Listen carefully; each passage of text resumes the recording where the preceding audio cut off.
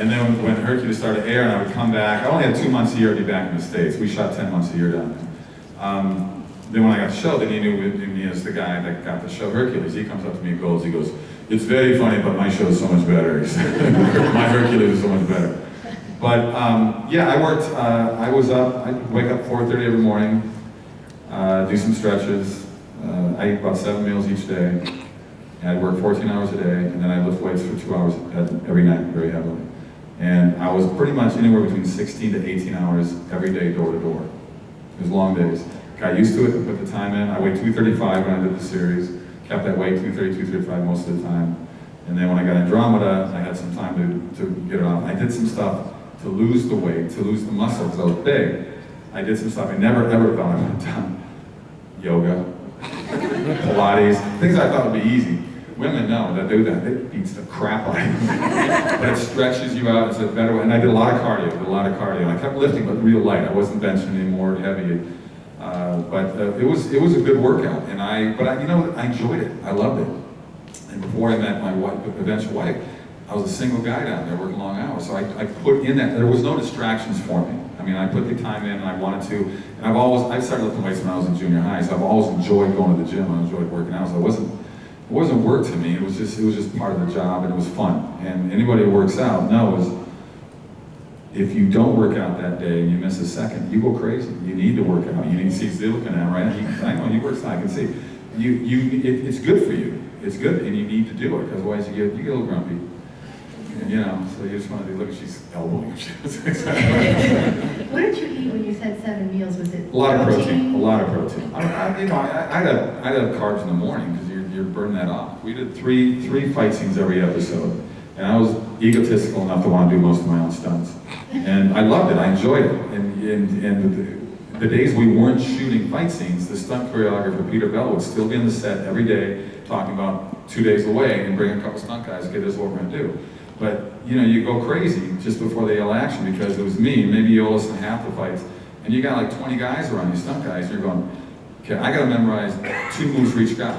They come in twice. So it's like 40 different things. They got to memorize 2 of the stunt guys. They're good though. They made me look good. Trust me. But man, just before action, you're going, shit, what's my first move? But it's funny. Once it's like a dance. Once it's going, you're going for it. I did a little more martial arts training down there as well. I worked with. In LA, I worked with a guy named Doug Wong. He's one of Bruce Lee's original students. He had a thing called the White Lotus Kung Fu style, and the weapons. And, I mean, I loved it. It was good stuff I hadn't done before, but the athlete in me wanted me to do it. A lot of injuries, a lot of cuts, a lot of bruises, a lot of stitches, but you know, you get into it. You're a guy. Oh, I can do this. You know, sometimes you get hurt. Maybe I shouldn't have done that. Yes. Speaking of dancing, did you enjoy the dance episode? The dance episode. Yes. That was Michael Hurst's second time directing, The Widow Twankie, and Fancy Free. It was called Fancy Free. And I had to take ballroom dancing lessons on the set in between takes. And that fight scene at the end is so funny. You could win at Dancing with the Stars. You know, they invited me like 6 times with Dancing with the Stars. I say no every time, no. There's a number of reasons not to do it. But the biggest reason is, if you look at that show, it's all the actors you have on their guys who aren't working at all.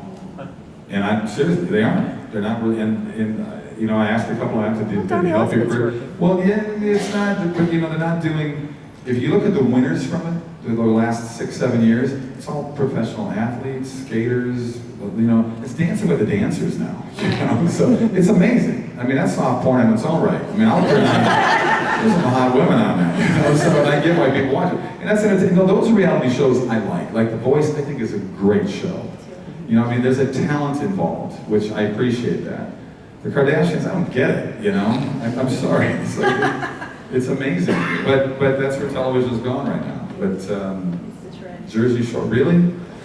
You know, they get drunk and get laid. We'll pay you for that? Okay, I'll keep doing it. I'd watch Hercules any day over any Well, no, but I'm just saying, but it's a different sort of escape in a way, but most actors don't like. The best thing that came out of reality TV is cable TV totally upped its ante. Yeah. Because so much work was taken away from actors on network because of reality, and all of a sudden Showtime said, well, let's do Dexter, let's do Mad Men, let's do, you know, I mean, there's so many great shows out there now. Yeah. because of that. And that's one thing I liked about what's happening in the cable world. So, and you see other people sort of, trying to push the envelope a little bit on networks now because cable's kicking their butt. So they're getting a little more raunchy on network now too. So Right. they are. Sci-fi has like almost full frontal. We have 2 questions here. Go ahead, sir, Right. and then we'll get to you right after. I remember there was an episode in Hercules where you were like playing Hercules, but you were like yourself in present day with Hercules' strength. Would you ever want to relive that moment? Like, would you? He talked about an episode of Hercules that we love. We did a couple modern day episodes. And I played Kevin Sorbo, an actor who was playing Hercules, but in real life I still was Hercules. Playing Kevin Sorbo, who was playing Hercules. And one of the episodes we went to Camp Wanachuk. And it was fun because we got to play like Bruce Campbell would play Rob Tapert and imitate his voice to him. Gee, because that's why Rob talks like this. Was that funny? I don't think that was funny. And it was fun for these guys just to make fun of the studio people that were behind this. And there's one scene there where I love where we all line up at urinals, we come at different times, and slowly start whistling the Hercules theme song. But those are fun. That just made it fun to do stuff like that. And that's why I think made the show such that people just got a kick out of doing. And it's interesting you brought that up because there's a new sci-fi series that the writers that I've dealt with before have pitched to sci-fi and they're interested because sci-fi's never done a comedy show before.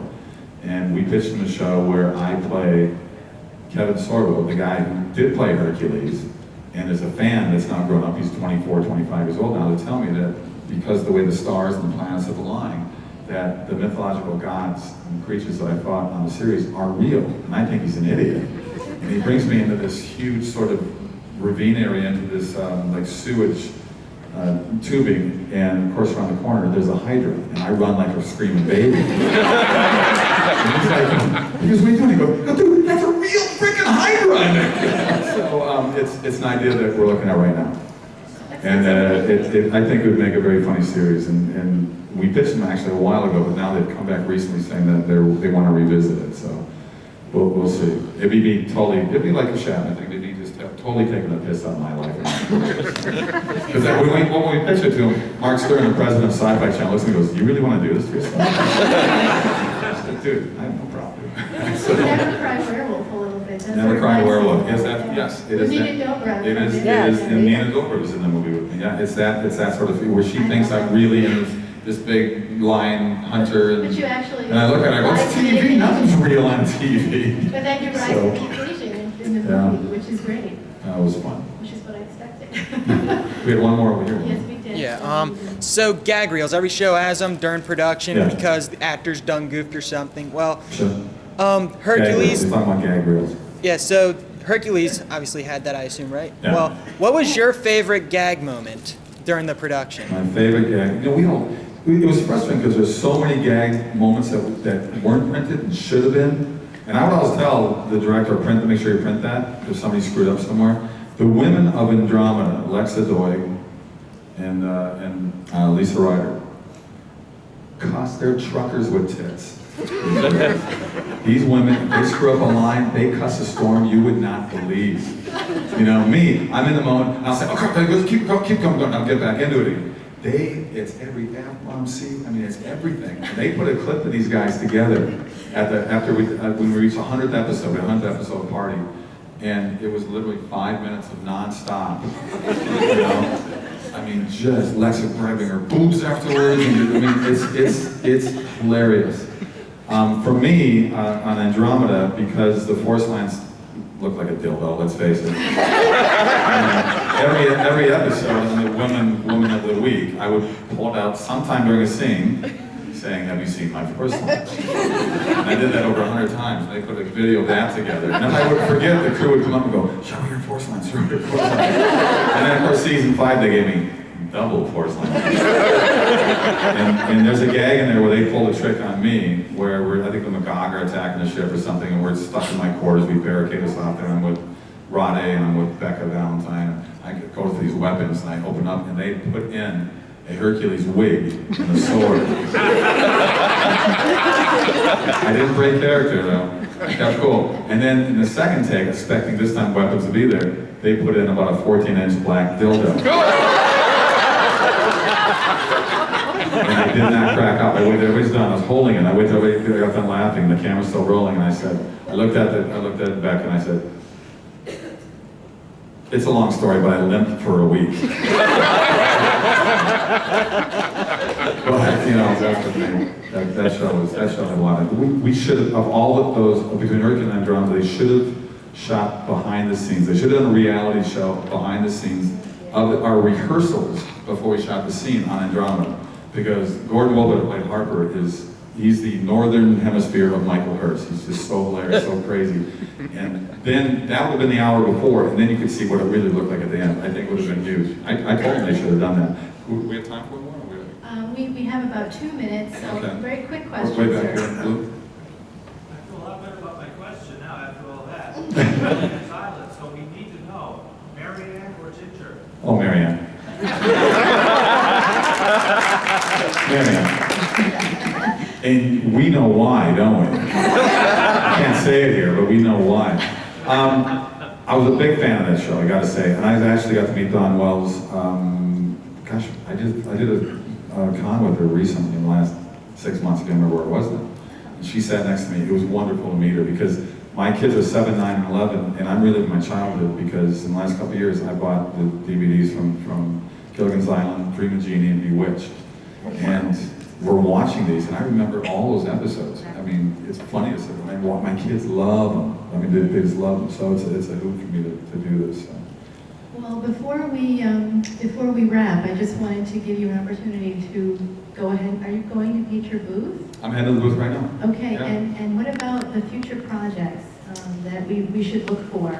Well, I mentioned, I know, if you go to kevinsorbo.net, it's a totally upgraded new website for me. We got video clips on there. We got information of movies that got coming up. I'll be posting on there a lot more as well.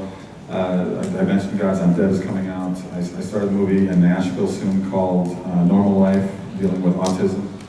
And then I got the Western coming up, and I've got another one. I've got like 4 movies ready to go this year that I'm shooting. So. And I pitched a new TV series to Mark Burnett's company, who just came out with the Bible. And it's along that vein. There's a huge hole in broadcasting right now where families want to see family programming. You looked at Seventh Heaven, Touched by an Angel, Highway to Heaven. Those were all huge hits. They've been 8 to 11 years. This is in that vein, but my show's more like Punched by an Angel. He's a pretty tough guy himself. It's a guy that's really an agnostic sort of guy that's dealing with it, but for some reason he's being drawn to it. There's a quantum leap sort of feeling to it as well. And it's a pretty cool show. I pitched it to him, and I also pitched it to my old writers from Hercules, and they loved it. So I don't know if you know who my old writers from Hercules are. They came in the last 3 years. If I say their names, you're probably going to know Alex Kurtzman and Roberto Orsi.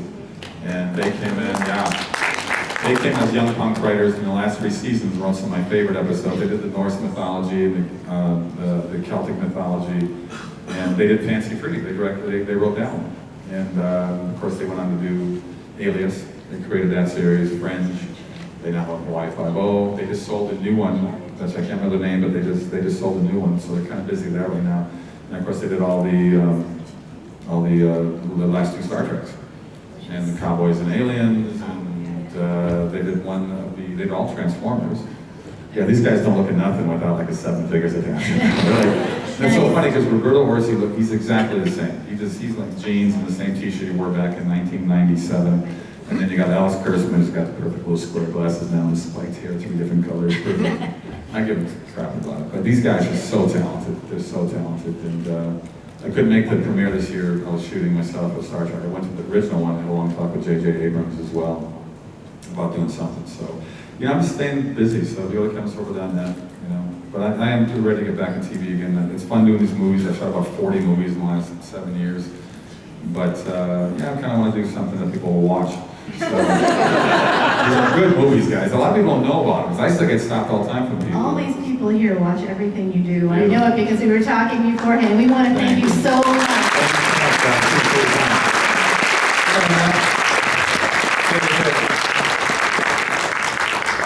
Thank you so much.